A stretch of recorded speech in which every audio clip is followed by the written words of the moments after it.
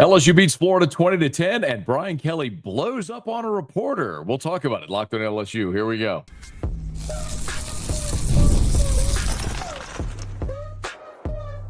You are Locked On LSU, your daily podcast on the LSU Tigers.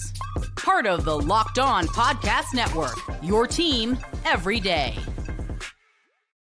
Okay, let's get it. It is Locked On LSU, your team every day. I'm your host, Matt Moscona. Thanks so much for making us your first listen. We're free, available wherever you get great podcasts, of course, on YouTube as well. So please subscribe. As always, one of the fastest ways to help us grow is by leaving your comments below. So thank you sincerely for that. LSU beats Florida 20-10, and it is never, ever, ever a bad day when LSU beats Florida. We have a lot to talk about here. I want to get into the game.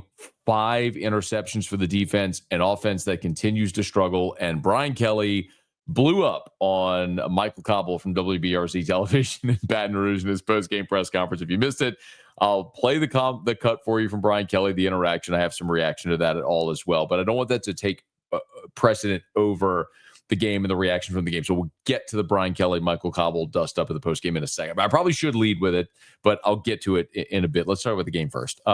First and foremost, LSU's 3-0. They're 3-0. They're 1-0 in the conference. And all this week, if you're an everydayer, thank you and shout out. You know that we talked about one thing all week long, primarily. It was one thing.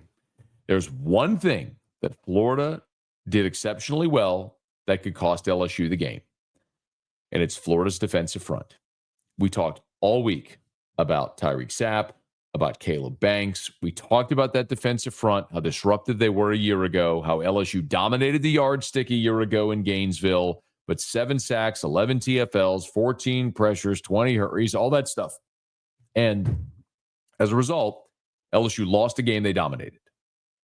And they were determined not to let that happen again this year because Florida is not a good football team. Now, Florida has some really good players on their football team, but they are not a good football team. And the one way that Florida could have wrecked this game for LSU is if you let happen on Saturday night what happened a year ago. And it was so abundantly clear that LSU was determined from jump they were not going to let that happen. So they played a conservative game offensively.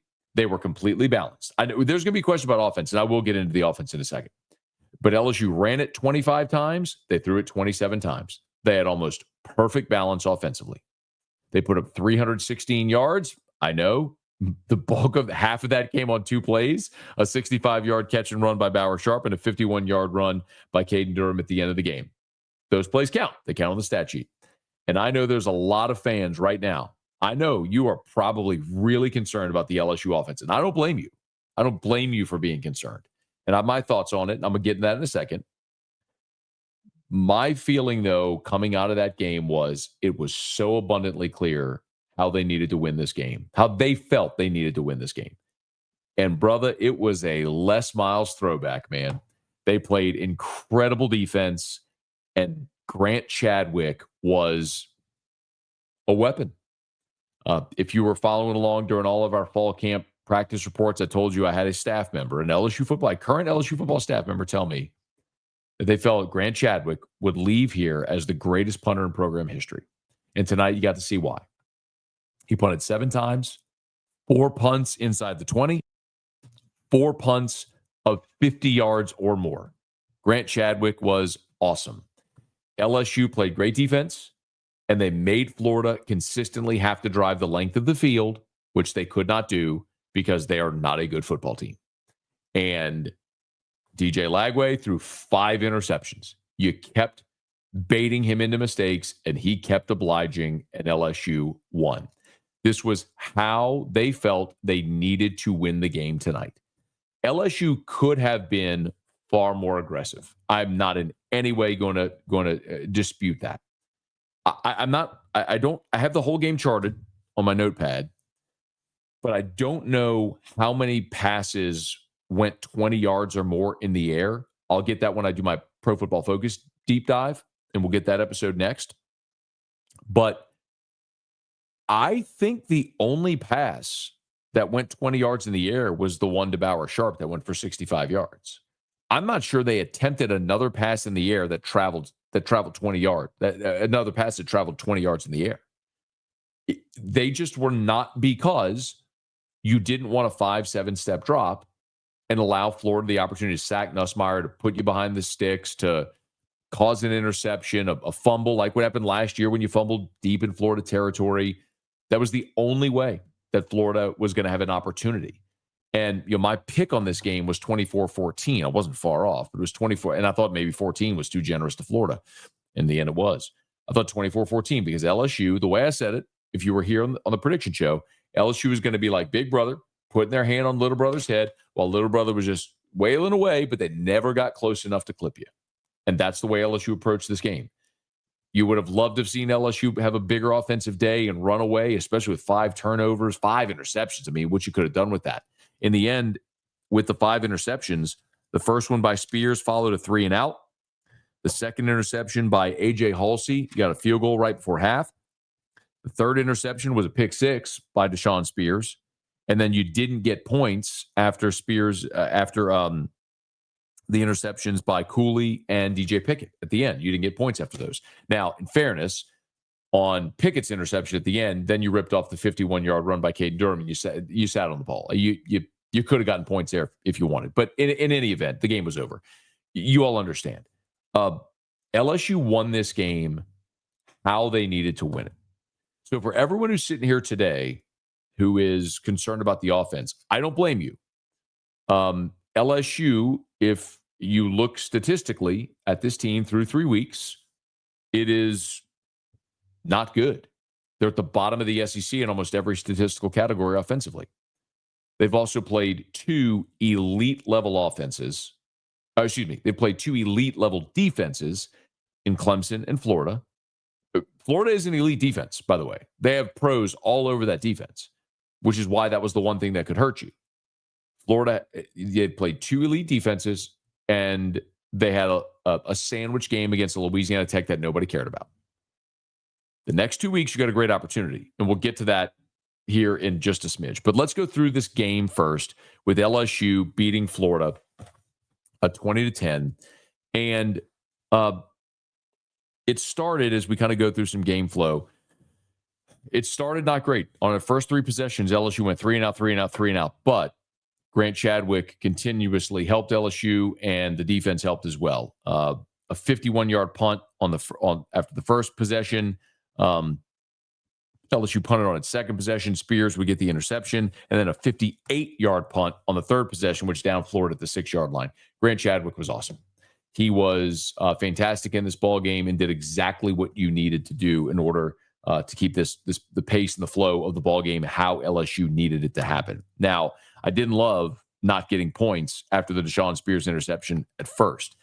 You were down 3-0 when they kicked a field goal on their first possession, and it looked like they were going to go up 10-0. But you got a little bit of a break.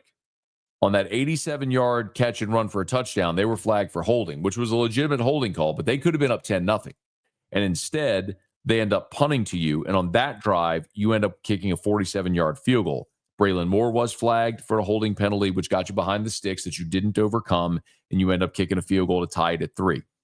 On the next possession, you force a punt, a great play on a third down by Harold Perkins to pressure Lagway into a throwaway, and then LSU gets the ball, put together its best drive of the night. Got the ball with 11:36 to play in the first half, 10 plays, 76 yards. You converted a 3rd and 5 with a 15-yarder to Xavier Thomas. You converted a 3rd and 8 with a 23-yard reception by Aaron Anderson. You converted a 2nd and 8 with a 9-yard reception by Nick Anderson, which was a beautiful catch, a physical run to get up the field. And then ultimately you overcame another holding by Braylon Moore and scored on a 2nd and 13 pass from Nussmeier to Xavier Thomas. Beautiful drive by LSU. Would have loved to have seen much more of that. Unfortunately, Florida responded with an almost identical drive. After LSU's 10-play, 76-yard drive, Florida put together a 10-play, 75-yard drive. LSU's ate up 403. Florida ate up 408. I mean, they were almost identical drives back-to-back. They converted a 3rd and 3, a 3rd and 5, and then scored on a 3rd and 9. So unfortunately, the defense was just not able to get off the field there. The big play, the biggest moment of the game, I think, came at the end of the first half. You're in a 10-10 ball game. Florida has the opportunity to go back-to-back there with back-to-back possessions, end of the first half, start of the second half. And you got the ball a little more than 3 minutes to go. You end up punting. They get the ball with 1:17. They convert a first down. And then Harold Perkins almost had an interception, by the way, on that first down play. But on 3rd down, A.J. Halsey came up with the big pick, put LSU in position, and they kicked the field goal to go up 13-10 before half. I thought that was massive because instead of Florida potentially getting points there and then having the lead, momentum, and ball to start the second half, A.J. Halsey comes up with a huge play right there, right before half, to get the interception, and LSU would ultimately get a field goal out of it. To start the second half, when Florida got the ball, they had an opportunity. They moved the ball into LSU territory, but Keys came up with Devon Keys came up with a big sack for a 9-yard loss. They'd punt it to LSU. Tigers would go 3 and out, but huge moment. Deshaun Spears, his second interception. This one a pick 6. You're up 20-10, and that would be the end of the scoring. With 8:08 to go in the ball game, nobody would score. I'm sorry, with 8:08 to go in the third quarter, nobody would score the rest of the way. But there was far more of consequence. On the next drive, West Weeks got hurt. As of right now, Brian Kelly said calf strain post-game. Gordy Rush of the LSU Sports Radio Network initially said knee and then later clarified that it was a calf strain. Brian Kelly said post-game calf strain. Wilson Alexander, the Advocate, reported calf strain. West Weeks looked distraught on the sideline, towel over his head, crying. That doesn't typically mean calf strain, but we'll wait and see, what all this might be for West Weeks. And we're hoping certainly for the best. But one of the key parts of this ball game that came from that is after Whit Weeks was ejected for targeting and West Weeks was injured, Devon Keys and Tylen Singleton took over at linebacker. And then later, Zach Weeks, the freshman brother, came in, and they were awesome. Devon Keys ended up leading this team with 14 tackles in the ballgame. West Weeks had 12, which was awesome in its own right to see as well before the injury. And we certainly hope he's okay and is able at some point to return in this season. But the Tigers did their best, man. They forced after the Spears pick 6, they forced a punt. Then Florida punted again, and then an interception by Cooley, and then an interception by DJ Pickett. So when you look at it all together, man, the defense was absolutely magnificent in this ball game. They held Florida on the day to just 366 yards of offense, 287 through the air, just 79 on the ground. And it's interesting because Florida kind of had a little bit of a role reversal from a year ago where they did own a lot of the stat sheet. Florida had 37 minutes time of possession to 22 for LSU. Florida had 23 first downs to 10 for LSU. Neither team was very good on third down. LSU 4 of 14, Florida 6 of 17. Florida did convert its only fourth down opportunity. Florida ran 76 plays. LSU ran 52 plays. The bottom line is, man, this was a game where Florida had a lot go well for it, but they just were unable to sustain drives against this LSU defense, which consistently made the play against DJ Lagway, which was awesome to see. I got a lot more about the game, some of my takeaways from the game, big moments that I want to talk about. I certainly want to talk about the Whit Weeks targeting penalty, and got to talk about Brian Kelly's blow up in the post game. We're going to get to that here as we continue. It's Locked on LSU, your team every day. You can just move through life, or you can find the things that move you. It's your choice. You can choose to get out there, choose your people. You can choose to go for it, like really go for it. Just choose to do something that moves you.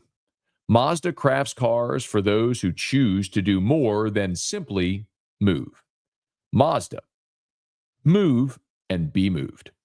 Today, we're also brought to you by Wayfair. I love Wayfair. Told you about them a ton. The desk I'm sitting at, I got from Wayfair. The chair I'm sitting in, I got from Wayfair. The weather's cooling down. The days are getting shorter. And that has me wanting to make my home feel even cozier. When it comes to cozyifying your space this fall, that's a word, Wayfair is the place to go. Wayfair has everything you need to set the mood for the season, whether it's comfy recliners, warm bedding, autumn decor, or even an espresso machine so you can make your favorite latte at home. Recently, as I mentioned, it's got all this furniture in my office, chair, desk. If you go into my office at work, the chair in my office at work is also from Wayfair. We're a big Wayfair family. Our patio chairs in our outdoor kitchen got from Wayfair. It's the perfect time to set up your home for fall so you can enjoy cozy nights in with family and friends.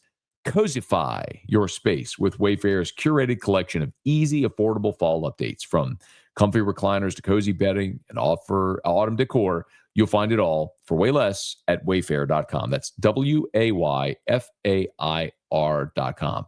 Wayfair, every style, every home. And today we're also brought to you by Square. This episode brought to you by Square. Your favorite neighborhood spots, as you well know, run on Square. There are certain businesses that truly make the neighborhood feel like home, whether it's the local sports bar, packed on game days, the coffee shop that knows your order by heart, or the corner deli that's been serving your community for decades. These are the places that bring people together. When neighborhood businesses thrive, the whole neighborhood thrives. And Square is a proud partner of more than 4 million neighborhood businesses around the world. So you can go to square.com/go/lockedoncollege to learn more. But before you do, go support your favorite neighborhood spot. You'll be happy you did. Again, that's square.com/go/lockedoncollege. Square. See you in the neighborhood.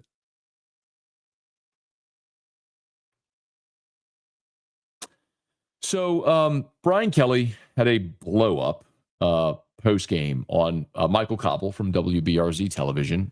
You've probably seen or heard it by now. If you haven't, here's the interaction. It runs about a minute and a half. This was the first question. So post-game, if you're not familiar, post-game press conference, there's a little cooling off period.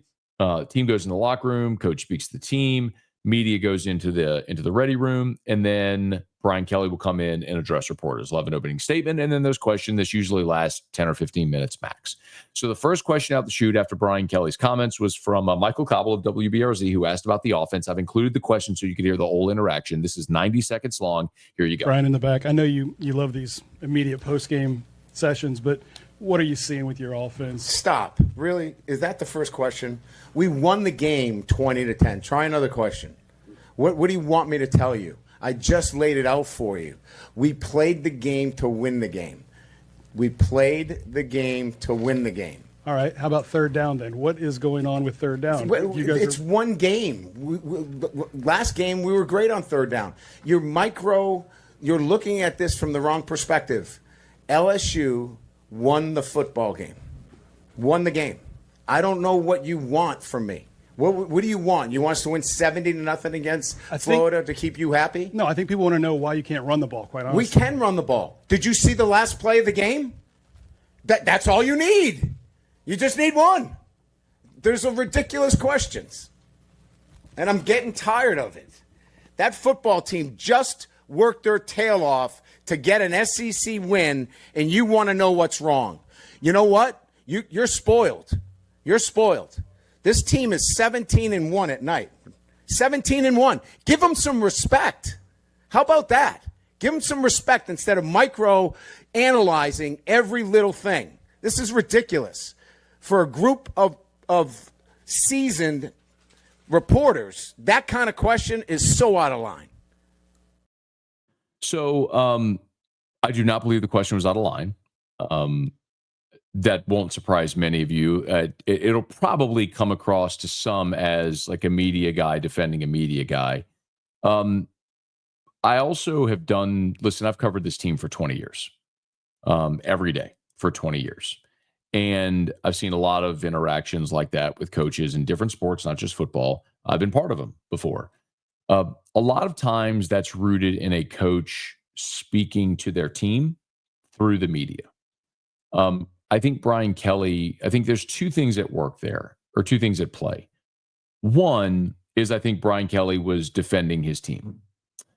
His team won an SEC game, a hard-fought SEC game. They had a game plan, which was clearly to win with defense and field position, which they did, and they executed it, and they won the game. mostly played a clean game except for the Nussmeier interception, which was awful. We'll get to that in a second because I do want to talk about Nussmeier and I want to talk about Witt's targeting. But I think the approach to win the game is exactly what they needed. It wasn't aesthetically pleasing. But I also believe that to say the question was out of line is where Brian Kelly probably was out of line. A reporter's job is not to be a cheerleader for the team. The reporter's job is to report on the team and the questions, the topics, the goings on with the team that are relevant to the people that follow the team that want to know more.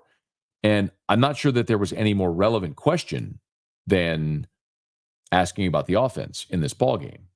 The defense was very good, and we praised the defense, and they deserve it. Grant Chadwick was very good. We praised Grant Chadwick, and he deserved it. We've talked about the young defenders who made a really key impact. But expectations are what drives every conversation. If the expectations for LSU were get to a bowl game and you beat Florida 20-10 the manner in which they did, then everyone would laud this game and the great effort. But the expectation isn't to get to a bowl game. The expectation is to win a national championship, to get to the playoff and win a national championship. And you have a championship level defense. You do not, as of right now, have an offense playing at a championship level. They didn't a week ago against Louisiana Tech, and they didn't on Saturday night against Florida. Now, I would argue they did play at that level against Clemson. They played a clean game. They did run the football. They outrushed Clemson. They ran for more than 100 yards. They made big plays in the passing game, which would have been even bigger, but for the Barry Brown touchdown that got wiped off the board by review. Bauer Sharp had about a 30-yard reception down the sideline. They just barely missed scraping his toe. I mean, you'd have been talking about a 300-yard passing day and LSU scoring, 30 points against Clemson, and it would have felt a lot different. You had it, or they could have, depending on what would have happened with the Bauer Sharp possession, upper 20s or low 30s. They could have been there. All that to say, this is all rooted in expectation, because the questions about this team are whether or not they can win a national championship. And if they continue playing offense the way they did on Saturday night against Florida, they will not be able to win a national championship.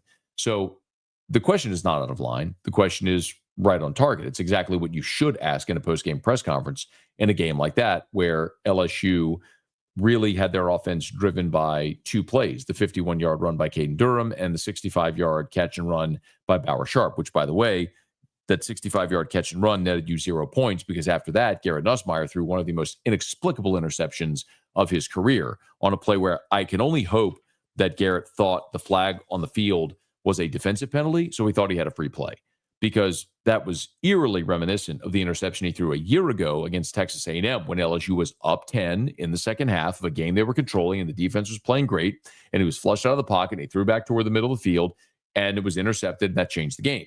A similar situation, you're up 10, you have a chance to put the game away, and Garrett Nussmeier throws an inexplicable interception, which thankfully didn't cost you in that situation, because after that, Tamarcus Cooley came up with an interception, but Florida had driven the ball. I mean, after that interception, it's a 10-point game.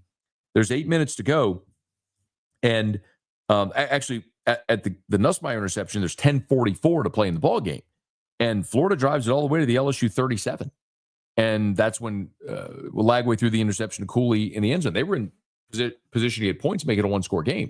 It was very much a game at that point. So everyone who's questioning the offense right now is right to question the offense. This would be my point. And so I think Brian Kelly, there's two things, as I mentioned. Number one, Brian Kelly, I think, was defending his team because he knows his team is going to hear that. That's one. Number two, Brian Kelly knows what the fan sentiment is. He is very aware of what people like me say, what fans say, what the narratives are about his team. And he is very aware that through 3 weeks, people are upset with the offense, especially considering fifth-year senior quarterback, all the talent at receiver, Caden Durham back, all of it, right? You went out in the portal and you added Barry Brown and Nick Anderson. You got Aaron Anderson back and Chris Hilton and all the stuff, right? He is very aware of that. And I think he was projecting there to Michael Cobble because he was the whipping boy. I mean, he just happened to be the guy who asked the question. It could have been me or anybody else in that room. Somebody was going to ask that question and was going to get that response from Brian Kelly. But the fact remains that LSU won the game. They're number 3 in the country. Their defense is outstanding, and that's going to keep them in any game they play. Also true is the fact that if LSU wants to go to the playoff, win a national championship, the offense has to play better. Now, I will give you, I'll grant you, of course, that so far through 3 weeks, the offense has objectively not been as explosive as any of us thought they would be. I will say, though, I'll give it 2 more weeks, and here's why. Next week, like, I can look and say Clemson is outstanding defensively, and so is Florida. These are teams with NFL players on defense. And you had to find a way to attack those very good defenses, and you did, and you won. The next 2 games, and the Louisiana Tech game, it was a weird 3-3-5 stack, and it was a letdown spot. Just like Florida had a sandwich spot against South Florida and lost. Clemson had a sandwich spot against Troy and played bad and won. LSU played bad. It's a sandwich spot. Like, one of the greatest teams LSU's ever fielded, the 2011 Tigers. I mean, they were in a 1-score game in the second half against an FCS opponent in November. It's just, those types of things happen. We all see them. Nobody cares about those games. It's a letdown spot. We all know it. So I can excuse the Louisiana Tech game. And I can explain, based on what you heard from Brian Kelly, why the game against Florida went the way it did. They knew the way that they had to win this game. And so that was their game plan. They were going to be conservative offensively, win it with defensive field position, and they did. But the next 2 weeks, those excuses go out the window. This coming week, you're going to play Southeastern Louisiana. That's an FCS opponent. Now, Southeastern played Louisiana Tech and played them tough, but that's still an FCS opponent. You got them in your building, and you should blow the doors off of Southeastern. That's one. And then after that, you go to Ole Miss. Ole Miss is a shell of what they were a year ago. I'm not sure if you watched the Ole Miss-Arkansas game on Saturday, but that was a track meet. Arkansas put up 500 yards of offense against Ole Miss. They outgained them, they outrushed them, they outpassed them, they out-everythinged them. Arkansas offensively did what they wanted against Ole Miss. Ole Miss managed to win the game, 41-35. I'm not looking at the final score or something like that. But the point is that in 2 weeks, you're going to Oxford, and it's a road game in the conference. I mean, that's never easy, but that's not a good Ole Miss team. That's certainly not a good Ole Miss defense. So if in the next 2 weeks we're having these same conversations, then I'm with you. Then I'm going to find the panic button. I'm going to smash that panic button. But right now, I'm just sort of aware of where the panic button is. Like, okay, it's over there, just in case if I need it. Because right now, you're still 3-0.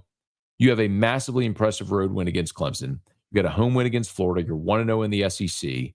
And you didn't let Florida do the thing on Saturday night that you allowed them to do a year ago that beat you. So you found a way to get to 3-0. You got to improve, no doubt. But the offense, I still believe, I know the offense has explosive playmakers. I mean, you have a quarterback that is a 4,000-yard passer. Aaron Anderson was your leading receiver a year ago. Berrien Brown is objectively, factually, a great SEC receiver. He's proven it throughout his time at Kentucky. Nick Anderson set the Oklahoma receiving touchdown record as a freshman. Like, you've got dudes there. It's not even debatable. Like, you've got talent on the offensive side. You've got to bring it all together. And I think the next 2 weeks will be a great opportunity to do that. And if you do that, I think it alleviates a lot of this conversation. If you struggle offensively the next 2 weeks, then I'm reaching for the panic button. Before we go, I do want to talk also about the Whit Weeks ejection. This has been a talking point that I've had for literally years now when we talk about targeting. I hate the targeting rule. I think everyone to a man or a woman can objectively acknowledge we are okay with the spirit of that rule. We are okay with legislating dangerous plays out of college football. Nobody wants to see players get hurt, paralyzed, like devastating injuries. We're all okay with the spirit of the targeting rule. The problem is when you have guys that are just playing the game hard, they should never be ejected for that. And there has to be some standard put in place to try to legislate intent. And you could say, well, it's impossible to legislate intent, and I firmly disagree with that. Basketball does it with flagrant 1 and flagrant 2 fouls. If you want to penalize Whit Weeks for that hit, okay. By the letter of the law, It was the crown of his helmet against another player's helmet. He lowered his head, all that stuff. Okay, letter of the law, targeting. You want to penalize him 15 yards, okay. Removing an All-American linebacker from that game for that hit where he was hustling to the ball to finish a play is objectively foolish. And anyone that would argue to the contrary, I have no time or tolerance for any conversation with you because it's illogical. If a player leaves their feet, launches, spears a player where it's dangerous not only for the player being tackled, the runner, but also the defensive player, those types of plays, okay. Something objectively dangerous like that, you want to eject a player, okay.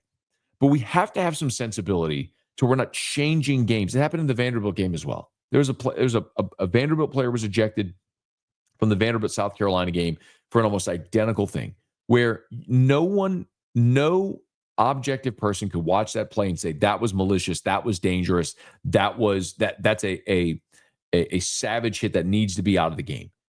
But by the letter of the law on targeting, it was targeting. I hope we get to a point where we can change this rule, modify the rule, so that we're not ejecting players for hard plays. Dangerous plays, we have eyes and we can see that. And officials who watch these games every week can see that. We got to stop ejecting players from games for things like that. It could have cost LSU, and thankfully it didn't. But you had an All-American linebacker taken out of the game after just 3 plays because of a silly rule. And that's got to stop.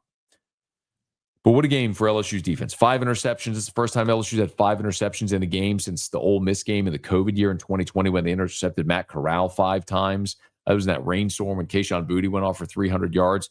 Most of us like to forget the COVID year altogether, but there were some bright spots, and that was one of them. DJ Lagway was bad. He was bad, and LSU took advantage of it. And there was a lot of great moments. Deshaun Spears, a couple of interceptions. We hope the best for West Weeks. Great to see Devon Keys, Tylen Singleton, and Zach Weeks, the young linebacker, step up in a pinch when the defense needed them to step up. And they were great in this ballgame. Devon Keys led your team in tackles with 14. When you kind of look at the yardstick, Caden Durham finished with 15 rushes for 93 yards. He did have the 51-yarder at the end. As my buddy Jacob Hester is fond of saying, you can't take that one away. So we'll take out the 51-yarder. You don't take out the 51-yarder. You set it up, you blocked it, you executed it. It doesn't matter if it came in the fourth quarter or the first quarter. It happened. Aaron Anderson and Xavier Thomas led your team with 4 receptions each.